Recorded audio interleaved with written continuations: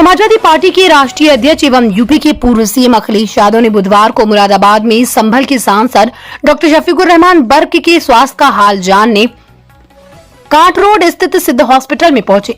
वहां पहुंचने पर उनसे संभल सांसद डॉक्टर बर्क के पौत्र एवं कुंदर के विधायक जैउर रहमान बर्क ने हॉस्पिटल गेट पर मुलाकात की। इसके बाद अखिलेश यादव उनके साथ अस्पताल की आईसीयू में भर्ती संभल के सांसद डॉक्टर शफीकुर रहमान बर्क से मिले एवं स्वास्थ्य का हाल जाना और अखिलेश यादव 15 मिनट तक अंदर रहे, फिर बाद में बाहर निकल आए और हाल में चिकित्सकों व संभल सांसद के परिवार वालों से बात की। सभा सांसद का इलाज कर रहे चिकित्सकों से बातचीत कर उनकी सेहत के बारे में विस्तार से जानकारी ली। उसके बाद उन्होंने सांसद के जल्द स्वस्थ होने की भी कामना की। इसके बाद उनका काफिला वापस मार्केट हाउस के लिए रवाना हुआ। समाजवादी पार्टी के राष्ट्रीय अध्यक्ष के आगमन को देखते हुए हॉस्पिटल के अंदर और बाहर सुरक्षा व्यवस्था काफी कड़ी कर दी गई थी। मुख्य प्रवेश द्वार से किसी को भी बिना अनुमति अंदर जाने से रोका गया। इसको लेकर कई मरीजों व उनके परिजनों को परेशानी हुई। यहाँ तक कि सुरक्षा कर्मियों ने पार्टी के पदाधिकारियों को भी नहीं बख्शा, उन्हें भी रोकने पर तू मैं हुई। वहां से लौटकर सर्किट हाउस में बने हेलीपैड पर पहुंचे। यहाँ पे सर्किट हाउस के गेट पर सपा के पदाधिकारियों को गेट पर रोकने के चलते सुरक्षा कर्मियों से नोकझोंक हुई। पुलिस कर्मियों ने ये कहकर सर्किट हाउस के गेट पर पार्टी के नेताओं व मीडिया कर्मियों को रोक दिया कि जिसका नाम जिला अध्यक्ष ने अंदर आने के लिए दिया है केवल उसे ही आने दिया जाएगा और किसी को नहीं। इसके बाद नाराज पार्टी के कई पदाधिकारी सर्किट हाउस के गेट ही धरने पर बैठ गए। पुलिस कर्मियों और पार्टी के जिला अध्यक्ष डीपी यादव के खिलाफ नारेबाजी की। 2 जगह आप शामिल नहीं हुए, अंत भला तो सब भला, क्या समझे? तो क्या माना जाए? आप समझदार हो? सर गठबंधन होगा या नहीं? सीट शेयरिंग को लेकर होगा। के विवाद छिड़ा हुआ है। कोई विवाद नहीं है, आपके सामने सब चीजें साफ हो जाएंगी बहुत कांग्रेस जल्दी। इंचार्ज पांडे जी ने कहा है बीएसपी के लिए कि उनके लिए अरे बात सब पुरानी हो गई। कहीं आपने दरवाजा बंद तो नहीं कर दिया? कितनी पुरानी बातें बता रहे हो। मैंने आपसे क्या कहा, कितना अच्छा सवाल पूछो, कितना अच्छा जवाब दिया और उसी में से आप सब कुछ निकाल लो। आपकी पार्टी सर बदायूं का प्रत्याशी अंत भला तो सब भला। सर बदायूं का प्रत्याशी बदला है, धर्मेंद्र जी को हटाकर शिवपाल जी को लाए सर, इसकी वजह कि पीडीए को जो है बर्बाद कर दिया है, पीडीए में कुछ नहीं है। अखिलेश यादव आपका नाम लेकर के निशाना साफ। कोई बात नहीं, ये राजनीति में कई ऐसे मौके आते हैं, लेकिन समाजवादी पार्टी की कोशिश रहेगी कि लोगों को जोड़ना, लोगों को साथ लाना।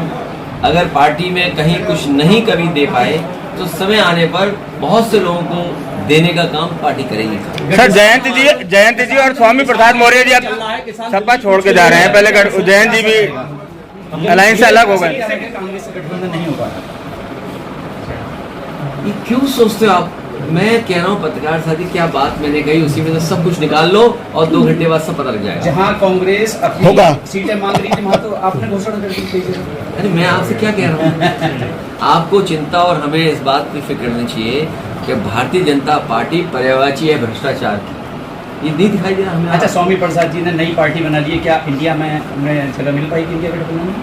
देखिए, इंडिया गठबंधन बहुत आगे बढ़ चुका है। वैसे मुरादाबाद में लोकसभा में पुराना घर ही रहेगा या कोई नया चेहरा आ सकता? कहाँ पर? सर मुरादाबाद में अभी तक प्रत्याशी बांटो भाई। सर संभल में दे दिया ना आपने। सर संभल ने बर्क साहब का घोषित कर दिया तो संभल बर्क साहब को दे दिया, तो संभल से लगी भी सीट मुरादाबाद है, तो मुरादाबाद में अभी तक धीरे धीरे चलने दो। धर्मेंद्र जी की जगह शिवपाल जी, धर्मेंद्र भी लड़ेंगे, वो धर्मेंद्र भी लड़ेंगे, चाचा भी लड़ेंगे। मौर्य सर उत्तराखंड में लागू किया गया है, उसके बारे में किसने ऐसे देखते हैं? ये उत्तराखंड में एक्सपेरिमेंट कर रही है बीजेपी जी, और बीजेपी नफरत का भी पर्यायवाची है, भ्रष्टाचार का तो है ही है। और जिस तरीके से पर्दाफाश हो रहा है तो आप समझ लीजिए कि कितने कमजोर हैं वो लोग।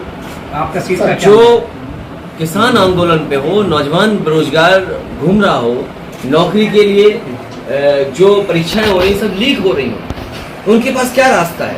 इसीलिए ध्यान हटाने के लिए सरकार जानबूझ करके इस तरह के कानून या इस तरह के फैसले ले रही है। इसलिए उत्तर प्रदेश के मतदाता और देश के मतदाता की अपील यही है कि भारतीय जनता पार्टी का सफाया हो, तभी संविधान बचेगा, तभी लोकतंत्र बचेगा, तभी हमारा बाबा साहब भीमराव अम्बेडकर जी का दिया हुआ संविधान से देश चल पाएगा। सर गठबंधन मजबूत होगा तभी तो हो पाएगा ये। बीजेपी को सोचना चाहिए, जब किसान नेता चौधरी चरण सिंह जी को भारत रत्न दिया जा रहा है स्वामीनाथन जी को भारत रत्न दिया जाए, कम से कम उसके रास्ते पे तो चले बीजेपी। अगर इतना बड़ा फैसला सरकार ने लिया है और खासकर बीजेपी ने लिया है कि उन्हें भारत रत्न से सम्मानित किया है, तो कम से कम उनके रास्ते पे तो चले। स्वामीनाथन जी ने जो फार्मूले बताए हैं कि किस तरीके से आय दोगुनी हो सकती है किसानों की, कम से कम आय दोगुनी तो करें। और हमारे किसान नेता चौधरी चरण सिंह जी जो सपना देखते रहे कि किसान हमारा खुशहाल हो, कम से कम भारत रत्न मिला है उन्हें, तो इस रास्ते पे तो चल के दिखाए बीजेपी। स्वामी प्रसाद राम गोपाल यादव को लेकर के जो है लगातार बयानबाजी कर रहे हैं, वो कह रहे हैं कि ये घंटे में कूद रहे हैं। देखिए बात खत्म हो गई, वो हमारे साथ थे, अब हमारे साथ नहीं है, बात खत्म हो गई। मुख्तार अंसारी के जो भाई हैं अफजल अंसारी को, वो तो शायद गैंगस्टर के आरोपी हैं। और बीजेपी में कोई नहीं है, बीजेपी में सब शरीफ हैं लोग। क्या संदेश जाएगा भाई? नहीं, बीजेपी में आप, हाँ बहुत अच्छा सवाल पूछा इन्होंने। हालांकि मैं अभी मोबाइल पे मेरे पे वीडियो नहीं है, लेकिन मैं चाहूँगा आपको शेयर करा दूंगा। अभी प्रधानमंत्री जिनके कार्यक्रम में आए थे, याद है, बगल में वहाँ पर जिन स्वामी जी के कार्यक्रम में आए थे, उन्होंने ये कहा कि उत्तर प्रदेश के सबसे बड़े माफिया मुख्यमंत्री जी हैं। ये पता है आपको? उन्होंने एक स्टेटमेंट में कहा कि योगी जी उत्तर प्रदेश में ये है। सर राम मंदिर का मुद्दा पता सर राम फिर मंदिर क्या बात कर रहे हो आप लोग? अरे बीजेपी में ढूंढो जो तुम्हें ढूंढना है, अगले जी सब राज कुछ मिल प्रमुख जाएगा। कृष्णन ने कहा विपक्ष के दुकान में कोई सामान नहीं बचाया। किसमें? प्रमोद कृष्ण कह रहे हैं कि विपक्ष की दुकान में कोई सामान नहीं बचाया। वो अपना खुद सब कुछ बेचा है। सर बीजेपी के पास बीजेपी कहती है मैं जिस रास्ते पे उसी रास्ते पे ठीक है वो। सर बीजेपी कहती है 400 के पार है, तो आपका क्या कहना है? 400 हार, जनता तैयार। सर समाजवादी पार्टी कितनी जीत का सर क्या क्या कांग्रेस से गठबंधन होगा? कब तक क्लियर होगा? बहुत जल्दी। सर जिस तरह से कांग्रेस और सपा से पार्टी छोड़ के बीजेपी में शामिल हो रहा है, किस नजरिए से देखते हैं आप? ये सब वापस आ जाएंगे सर लोकसभा के चुनाव में और वो नहीं आएंगे, उनके खिलाफ वाले सब वापस आ जाएंगे। इतना तो राजनीति आप ही समझते हो। सर बीजेपी पे राम मंदिर का मुद्दा था, इसके बाद अब क्या मुद्दा लेके चलेगी? वो बच्चे कहाँ हैं बेरोजगार, वो जो अभी देखे ज्ञापन देखे बुलाए, अभी मुझे ज्ञापन देखे गए। क्या है ये ज्ञापन? जी, सोचिए क्या बनाएगी 2024 में? इन्होंने कहा है कांस्टेबल परीक्षा लीक के मामले में न्यायिक जांच हो। जी। मान लीजिए 60 लाख बच्चों ने परीक्षा लिखी है, सरकार ये बताए कि 1 लाख बच्चों को 100% नंबर मिल गए, तो क्या सरकार नौकरी देगी उनको? 60 लाख बच्चों में जो परीक्षा लिखी है और जगह जगह से सूचना आ रही है, चाहे महोबा हो, इलाहाबाद हो, मुरादाबाद हो, आपका मेरठ हो, या उत्तर प्रदेश के किसी भी कोने में जहां परीक्षा हुई है, सोशल मीडिया पे देख लें या खबरें छोटे अखबारों की देख लें, पेपर बड़े पैमाने पे लीक हुआ है और लोगों ने 10 मिनट में 15 मिनट में पूरे आंसर्स लिख दिए। अगर 60 लाख में 1 लाख बच्चे 100 में से 100 नंबर मिल गए उन्हें, सबसे ज्यादा 100% नंबर मिल गए उनको, तो क्या सरकार उनको नौकरी देगी? और मान लीजिए 10 लाख को नौकरी, 10 लाख 100% हो गए, उत्तर प्रदेश में भारतीय जनता पार्टी का सफाया होगा। जिस तरीके से जनता निराश है, दिल्ली में किसान धरने पर बैठा है, हाल ही में जो भी परीक्षा हुई है सब में कहीं ना कहीं पर्चा लीक हुआ है और बड़े पैमाने पर सरकार पे आरोप लगे हैं। सोशल मीडिया देखें और कुछ अखबारों को हम देखें तो किस तरीके से जानकारी और सूचनाएं मिल रही हैं कि जगह जगह पर पेपर लीक हुआ है। सोचिए, किसान धरने पर हो, लाख नौजवान लगभग केवल एक पुलिस भर्ती के लिए आ गया उत्तर प्रदेश में, तो सोचिए उत्तर प्रदेश में क्या हालत है। और निवेश के नाम पर, इन्वेस्टमेंट के नाम पर वही कुछ लोगों को बुला लेना, मीडिया मैनेजमेंट कर देना और जनता में ये संदेश देना कि बहुत बड़ा निवेश उत्तर प्रदेश में आ रहा है।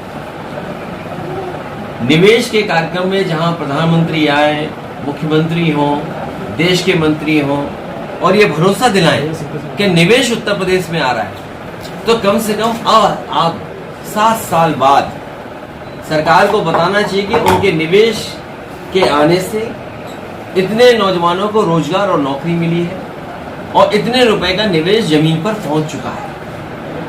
लगातार सरकार झूठ बोल रही है और जो चंडीगढ़ में हुआ है, ऐसे बोर्ड की लूट कहीं नहीं देखी होगी। जहां सुप्रीम कोर्ट के भी माननीय सुप्रीम कोर्ट से जो संदेश आया है, जो जिस तरह से बातें हम और आपने देखी और सुनी है, सोचिए क्या ये चुनाव हो रहा है? क्या भारतीय जनता पार्टी वोट को नहीं लूट रही है? ये भारतीय जनता पार्टी दल नहीं है, एक गैंग टाइप बन करके काम कर रहा है। और समय समय पे हम लोगों ने देखा है कि भारतीय जनता पार्टी दल नहीं है, गिरोह है, और कोई भी काम करा सकते हैं। जब एक अधिकारी से वोटों में हेर फेर हो सकती है, खुलेआम सीसीटीवी पे देखा। मैं बधाई देना चाहता हूं सुप्रीम कोर्ट को, जिसकी वजह से कम जनता के सामने सच्चाई आई है। और बधाई उन लोगों को भी दूंगा जिन लोगों ने आखिरी वक्त तक वो लड़ाई लड़ी। अगर वो निराश हो जाते, चाहे वो आप दल हो, कांग्रेस हो या और दल हो, जिनकी लड़ाई की वजह से कम भारतीय जनता पार्टी का ये जो चेहरा है वो बाहर आ गया कि किस तरीके से दल नहीं, एक गिरोह के रूप में काम कर रहा है। सर